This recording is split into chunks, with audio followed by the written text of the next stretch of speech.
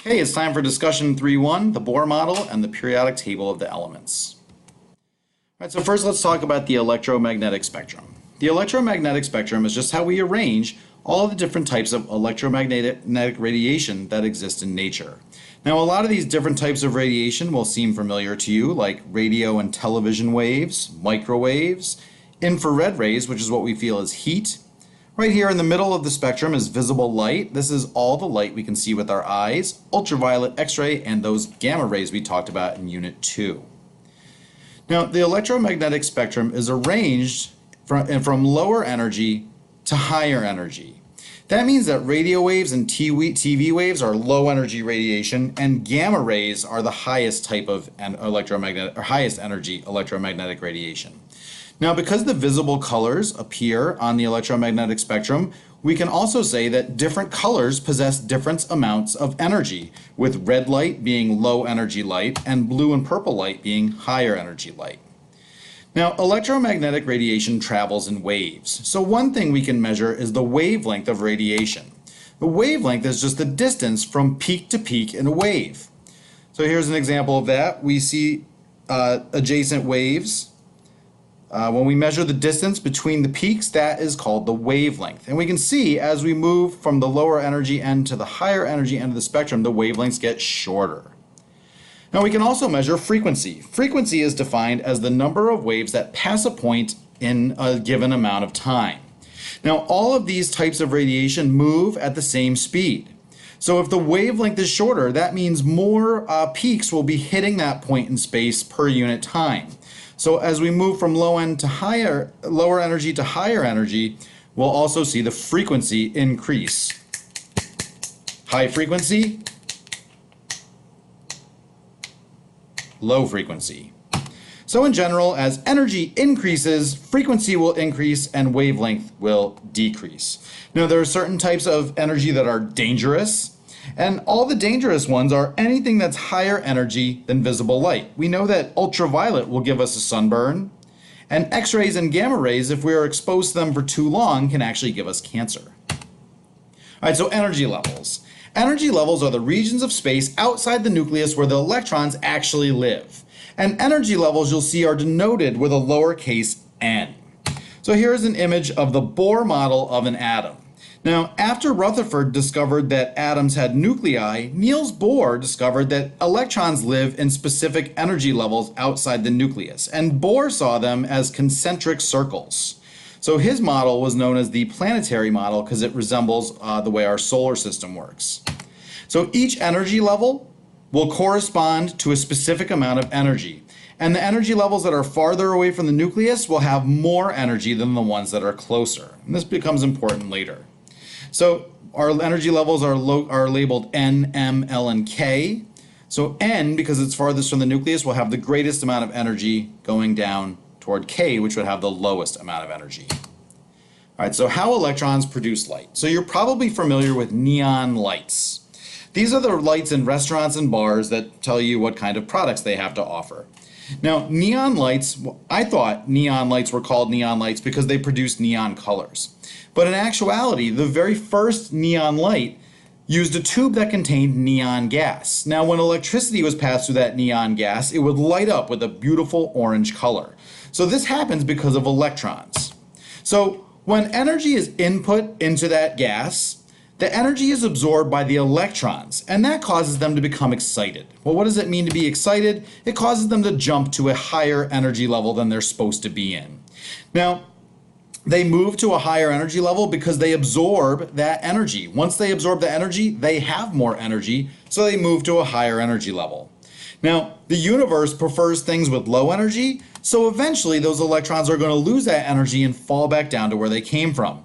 Now, when they fall back down, they release that energy they absorbed in the form of electromagnetic radiation, specifically visible light.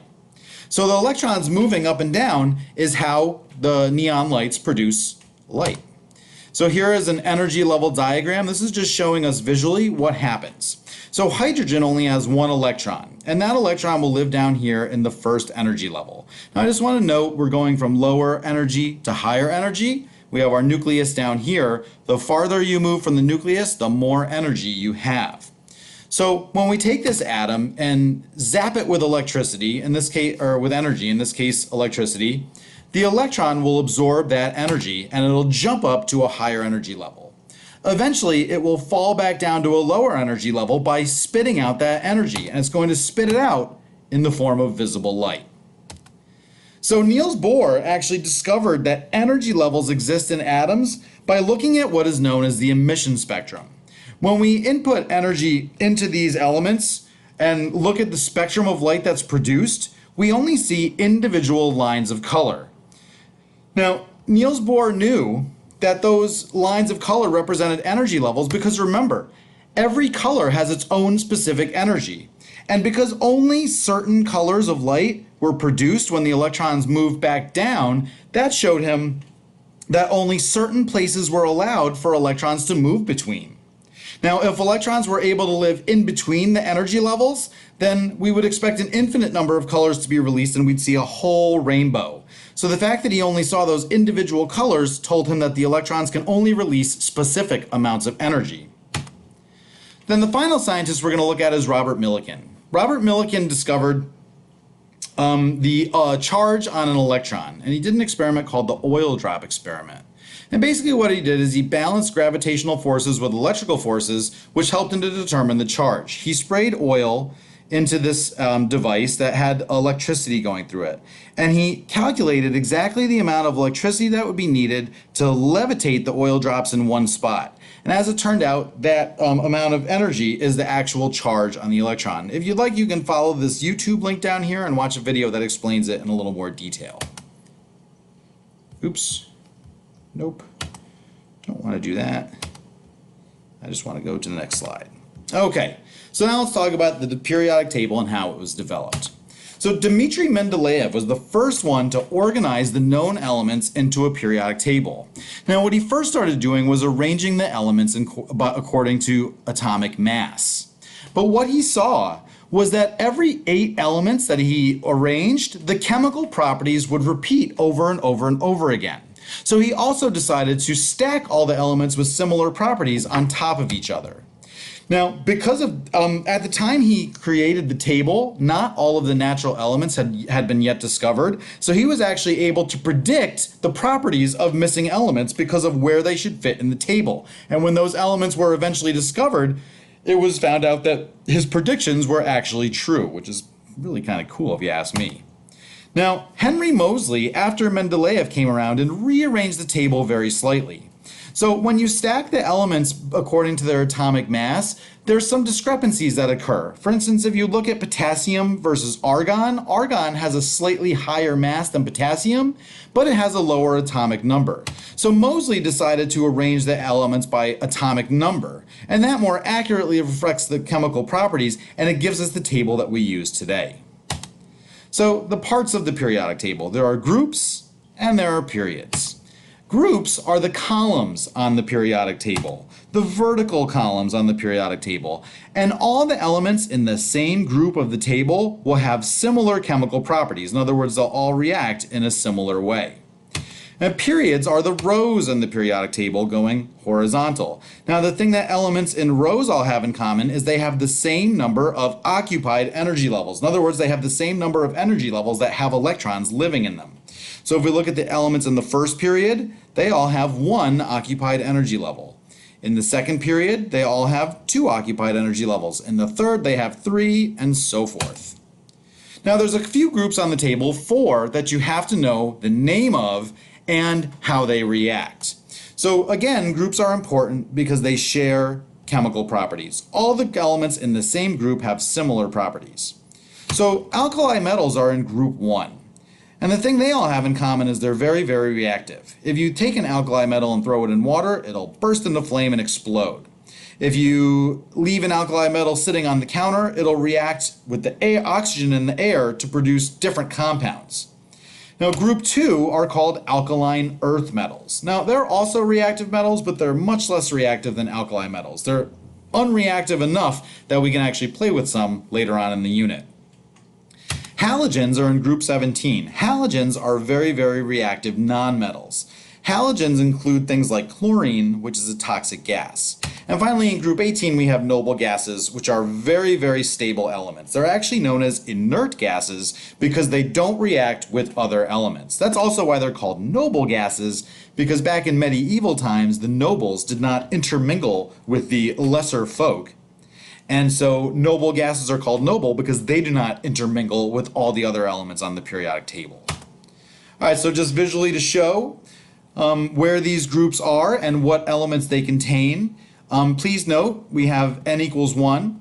Remember, lowercase n represents the energy levels. So period 1 represents 1 energy level. N equals 2 represents 2 energy levels, and so forth. So group 1, we have the alkali metals. The alkali metals are lithium, sodium, potassium, rubidium, cesium, and francium. Notice this little box up here is not filled in. That's because that box is hydrogen, and hydrogen is not a metal, so it's not part of the alkali metals. Group 2 are alkaline earth metals, and they contain beryllium, magnesium, calcium, strontium, barium, and radium. Now, I remember when I first learned chemistry, I thought it was really, really cool that sodium, potassium, and calcium, those kind of things are actually metals, because we tend to think of calcium as being in dairy products like milk, and we know that sodium is a major component of table salt. All right, now halogens are in group 17. Now, it's important to note, just by looking at this periodic table, that doesn't look like a 17. These Roman numerals were actually the old way of naming the table. And so nowadays we say that Roman numeral 3 is actually group 13, group 14, 15, 16, 17, and 18. So halogens in group 17 are fluorine, chlorine, bromine, and iodine. This little box down here is an element called astatine, and it's not considered a halogen because it's not a non-metal. We'll talk about that in a minute. And finally, in group 18, we have noble gases. The noble gases are helium, neon, argon, krypton, xenon, and radon. Now again, these are the most stable elements on the periodic table. And as we'll learn in topic 2, every single other element on the periodic table wants to be just like a noble gas. All right, so important areas of the table. The table is broken up into 3 types of elements: metals, nonmetals, and metalloids. Now we can see here there's a little set of stairs that divide the metals and the nonmetals section. So we'll dive into that on the next slide. Okay, so metals. Metals all live on the left side of the table, to the left of the stairs. Now, properties of metals, they tend to be solids. There is one liquid metal, mercury, but all the rest are generally solid at room temperature. They tend to be good conductors of heat and electricity. Well, what does that mean? If you take a metal pan with a metal handle and put it on the stove, if you don't put anything in it and turn on the heat, even though the handle is not touching the heat, the handle will eventually get hot. That's what it means to conduct heat. And if you attach that pan up to some kind of electricity source and touch it, you get a nice shock. Metals are malleable, and to be malleable means you can be hammered into a sheet. Now we see that with aluminum foil. And to be ductile means that you can be drawn into wires. And thank goodness we can draw metals into wires. Nonmetals are basically the opposite, the complete opposite of metals. So metals live on the left side of the table, nonmetals live on the right side of the table. Metals tend to be solids, nonmetals tend to be liquids and gases. Metals are good conductors, nonmetals are poor conductors or insulators. Metals are malleable and ductile, but if you smash a solid nonmetal with a hammer, you'll find that they're brittle. They'll crumble into bits when you smash them with a hammer. Now, we tend to avoid absolutes in science. Most nonmetals tend to be liquids and gases, but there are some solid nonmetals, including carbon and sulfur. Now, metalloids live along the stair-step line. Now, I just want to note here that aluminum is not a metal. We see it's right here on the stairs, but it has all the properties of metals, so it's considered to be a metal. Now, metalloids will have some properties of metals and some properties of nonmetals. That means if you were given a series of properties that said, I have a substance that's solid, but it's an insulator and brittle. Well, solid would tell you that it's a metal, but the fact that it's an insulator and brittle would tell you it's a nonmetal.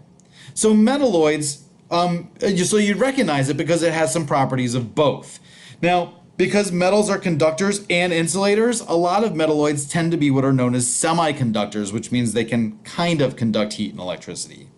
And finally, transition metals are all the metals in the middle of the periodic table. So this area here in this little valley between these higher columns are known as transition metals. And that's it for discussion 3.1. So let's rewind back to the beginning of the discussion.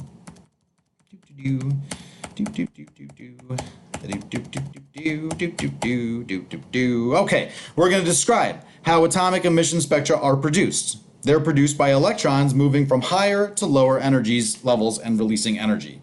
We're going to explain Bohr's model of the atom. So the nucleus in the center with electrons living in energy levels which are like concentric rings around the nucleus.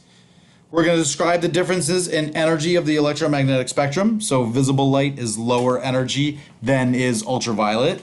Visible light has longer wavelengths and a lower frequency than ultraviolet light. We're going to describe the origin of the periodic table. So we talked about Mendeleev and Moseley. We're going to identify groups, periods, transition metals, metalloids, intertransition metals, and nonmetals. Intertransition metals we didn't actually go over, but I'll talk about that in class. And we're going to give the name and the location of the following: alkali metals, alkaline earth metals, halogens, and noble gases. So I hope we covered all of that. If you have any questions, as always, please bring them to class. And as always, thank you for watching.